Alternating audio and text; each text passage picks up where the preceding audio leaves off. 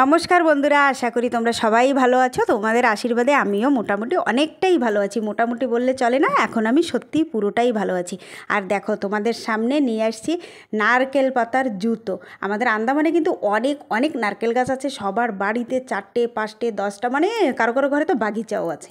তো অনেক নারকেল পাতা আছে, তাই ভাবলাম ঠিক আছে, তাহলে একটা তোমাদের সামনে নারকেল পাতা দিয়ে কী করে জুতা বানানো যায় সেইটাই শেয়ার করি।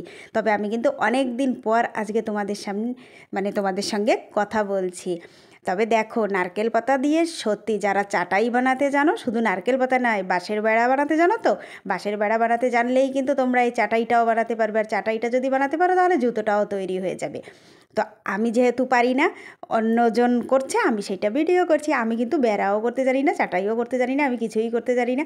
এমনকি আমাদের আন্দামানে একটা পাতা পাওয়া যায় যাকে বলে কেওয়া পাতা, সেটা দিয়ে চাটাই, ঘুমানোর চাটাই তৈরি হয়, আমরা বলি হোগলা। তো সেটাও আমি বানাতে জানি না, এরকমভাবেই বানানো হয়। তবে হ্যাঁ, পাতাটা যখন তোমরা সেলাই করে যখন এরকম টানাটানি করবে, একটু সাবধান, কারণ পাওটা কেটে যাওয়ার ভয় থাকে। তো অনেক সাবধানে করাটাই ভালো। পাও কেটে গেলে তখন আর জুতোর মজা থাকবে না।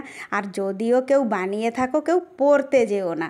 কারণ কি জানো, দেখছোই তো নিচে সেই নারকেলের যে ডালটা থাকে, আমরা বলি ডেগা বা কি ঘেরা, মানে যাই হোক, যে যাই বলো, আমাদের এখানে বেশিরভাগ সবাই ড্যাগা বা ঘেরা বলে। সের উপরে পাটা দিয়ে তারপরেই কিন্তু চাটাইটা বানানো হয়েছে। তবে ওইটাতে এতটা ব্যথা লাগবে পরে হাঁটার পরে, মানে এটা শো পিসের জন্যই ঠিক আছে, কেউ পরে হাঁটতে যেও না। তবে হ্যাঁ, শো পিসের জন্যও ভালো আছে। আর একটা কি, দেখতে সুন্দর। আমি একটা নতুন জিনিস বানাতে জানলাম, সেইটাও একটা সুন্দর ভালো জিনিস। তবে কেউ বানিয়ে পরতে যেও না। আজকাল জুতো, চটি, চপ্পল সব অ্যাভেলেবেল পাওয়া যায়, কম দামেও পাওয়া যায়, সবাই সেইগুলিই কিনে ব্যবহার করো। এরকমভাবে বানিয়ে আর ব্যবহার করতে যেও না। তবে হ্যাঁ, সুন্দর জিনিস বানিয়ে শোপিসের জন্য রাখতে পারো। আর কেউ যদি মাথায় মানে চুলে বেনুনি করতে পারো, তাহলে এটাও কিন্তু হয়ে যাবে একদম শর্টকাটে। দেখো, বেনুনি করো, আর কাপড় লাগানো যে ক্লিপ থাকে, সেই ক্লিপ থাকলেই ব্যাস, না আর কি অসুবিধা। তাই আমি ভাবলাম ভিডিওটা হচ্ছে, আমি একটু ভিডিওটা করেই নিই। তাই ভিডিওটা আমি করে নিলাম। আর এই দেখো, বেনুনিটা কিন্তু হয়ে গেছে। এইখানে লাগিয়ে দিলাম একটা ক্লিপ। এরপরে অপোজিট সাইডের পালা। অপোজিট সাইডেও সুন্দর করে একটা বেনুনি করে নাও।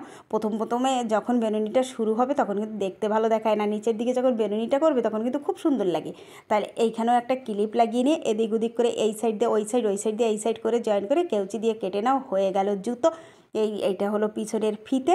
দেখো, পরে যাওয়ার কোনো ভয় নেই। আর এখন এইখান থেকে একটু সিল করে নাও। সিল করার জন্য ভেবো না যে দেখেই শিখতে হবে, তোমরা যেভাবে পারো আটকে নিয়ে সুন্দর করে ব্যাস বানিয়ে সবাইকে দেখাও যে দেখো, আমি কিন্তু জুতো বানিয়ে নিয়েছি। হ্যাঁ বন্ধুরা, আর যদি ভালো লাগে তাহলে একটু লাইক করতে ভুলো না যেন। লাইকটা করো, কমেন্ট করো, শেয়ার করো, আর প্লিজ সাবস্ক্রাইবও করে দাও। তাহলে হয়তো আমি আরেকটু দেখাতে পারবো, তাই না? তোমাদের জন্যেই তো এইটুকু করা। তাই ঠিক আছে বন্ধুরা, যে যেখানেই থাকো ভালো থাকো। আর এই দেখো, এই হয়ে গেল চটি। তবে এটা এখন নিয়ে শোপিসের জন্য ঝুলিয়ে রাখো, কেউ পরে হেঁটো না, তাহলে সবার পা ভেঙে একদম চুরমুর হয়ে যাবে।